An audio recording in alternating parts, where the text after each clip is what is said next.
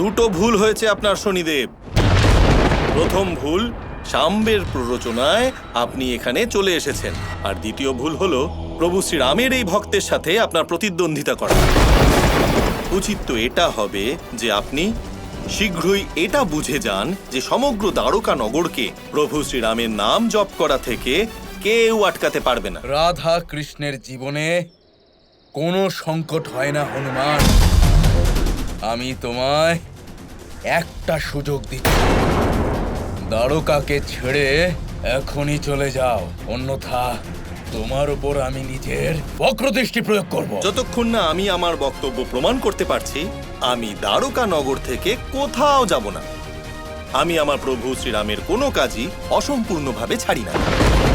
এবার দেখুন কর্মফলদাতা, আমি আপনার কাছে অনুরোধ করছি যে শাম্বকে আমায় সঁপে দিন এবং আমাকে ওকে দণ্ড দিতে দিন, আর আপনি এখান থেকে প্রস্থান করুন।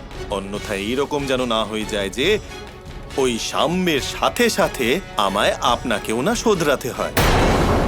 হনুমান, আমি সংসারকে পথ দেখাই, আর তুমি আমাকে শাস্তি দেবে বলছো? আপনাদের মধ্যে কত সামঞ্জস্য আছে। আপনারা দুজনেই আমার প্রিয় মহাদেবের অংশ। এই শাম্বকেই আপনি দেখুন, এ উদ্ধত, নিজের পিতাকেও সম্মান করে না, নিজের পিতার বিরুদ্ধে ষড়যন্ত্র রচনা করে। আর আপনিও তো কখনো কখনো উদ্ধত হন। আপনার পিতাকে আপনি সম্মান করেন না, আপনার পিতা সূর্যদেবের গ্রহণ লাগিয়ে দেন আপনি। আর আপনার মতো উদ্ধত বালককে শাস্তি দিতে আমার খুব আনন্দ হয়। হনুমান, আজ পর্যন্ত এইরকম উদ্ধতের সাথে কেউ আমার সাথে এইভাবে কথা বলেনি। প্রস্তুত হয়ে যাও হনুমান, এইবার আমি তোমার উপর আমার বক্র দৃষ্টি ফেলবো।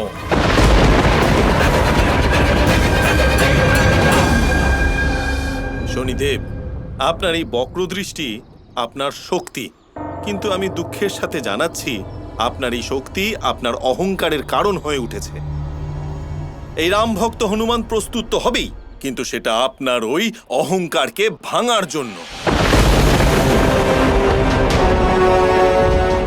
হনুমান,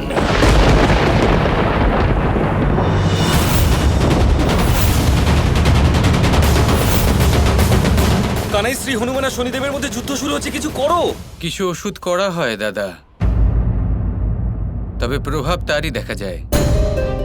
যা হওয়ার তা হবে দাদা। তাহলে তুমি কি কিছু করবে না কানাই? করব তো, অপেক্ষা, সঠিক সময়ের অপেক্ষা করব আমি।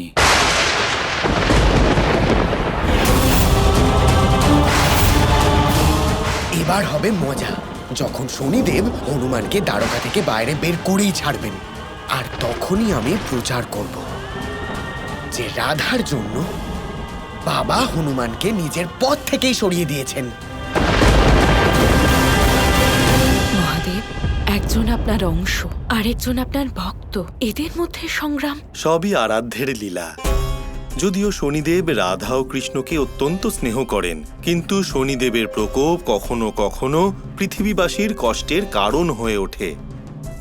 তাই এইবার শ্রীকৃষ্ণ এমন যুক্তি করেছেন যে উনি হনুমানের মাধ্যমে যাতে আগামী দিনে পৃথিবীবাসীকে শনিদেবের প্রকোপের হাত থেকে সুরক্ষা প্রদান করতে পারেন। হনুমান, সাবধান! জয় প্রভু শ্রীরাম।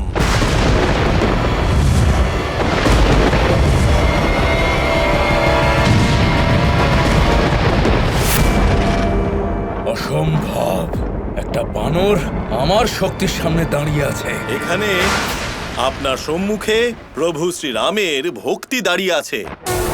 শনিদেব, আপনার সম্পূর্ণ বল দিয়ে যুদ্ধ করবেন। দেখবেন যেন এরকম না হয় যে আপনি দুর্বল হয়ে পড়লেন। এত অহংকার!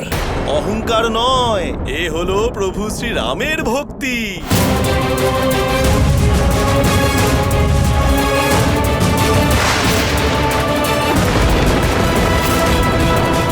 কোথায় গেল? কোথাও আবার পালিয়ে গেল না তো? আরে ভুলে গেলেন, আমি বলেছিলাম না আমার কাছে অষ্টসিদ্ধি আছে। এটা তো অনিমা সিদ্ধি প্রয়োগ করেছি মাত্র।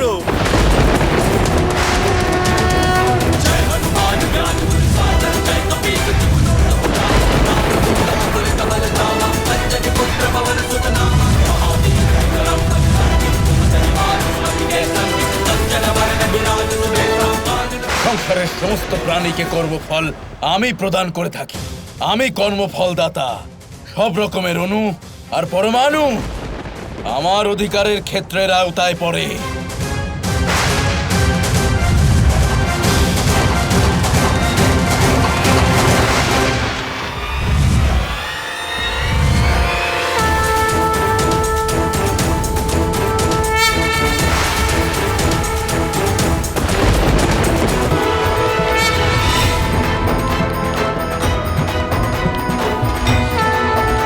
হনুমান, এই মায়া ছল আমার সামনে একদম চলবে না।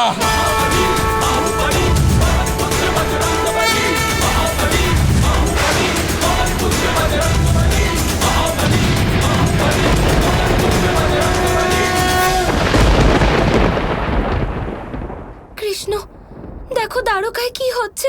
সব নিশ্চল হয়ে যাচ্ছে, কারোর মধ্যে কোনো গতি নেই। এসব তুমি কি বলছো রাধা? এইসব কি হচ্ছে দ্বারকাতে? তোমার কি মনে হয় কে করছে এসব? আমার বিশ্বাস শ্রী হনুমান এসবের সঙ্গে জড়িত। উনি জয়লাভের জন্য নিশ্চয়ই সিদ্ধির প্রয়োগ করেছেন। আমারও মনে হয় হনুমানের এই ঘটনার সাথে কোনো সম্পর্ক রয়েছে। কিন্তু তোমার কি মনে হয় হনুমান এরকম কেন করবে? জেতার জন্য? আর নয় তো কি, উনি তো জিততে চান আমার বিরুদ্ধে। দেখো কৃষ্ণ, এখন ব্যাপারটা শুধু আমাকে নিয়ে নয়, পুরো দ্বারকাকে নিয়ে। আর তোমায় সবার রক্ষা করতে হবে। দেখো, বিষয়টা যখন দ্বারকার, তখন সাহায্য তো করতেই হবে। এসো, চলো।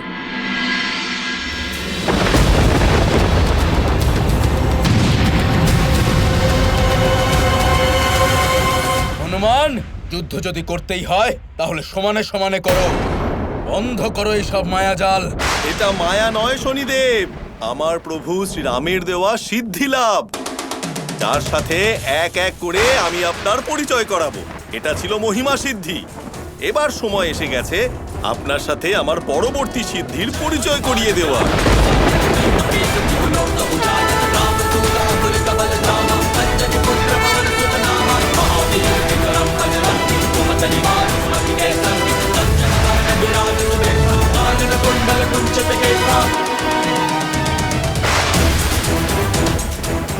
এটা কি করে সম্ভব?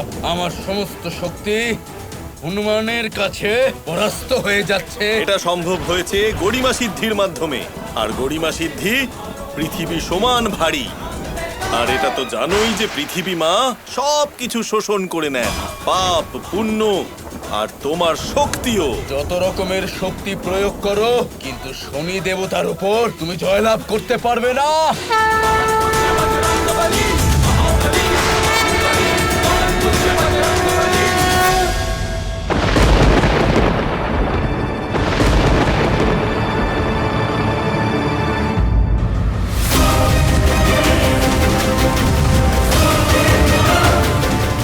দেখো হনুমান, কোনো পশুর ওপর যদি কোনো রকম নিয়ন্ত্রণ পেতে হয় তখন তার লেজ ধরতে হয়।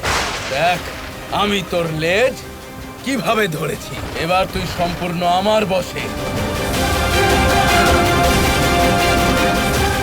শনিদেব বহু যুগ আগে এই একই ভুল লঙ্কাধিপতি রাবণ করেছিলেন।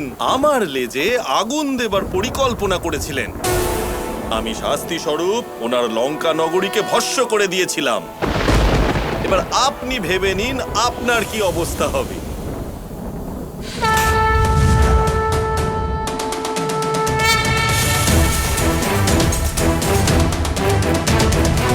হনুমান,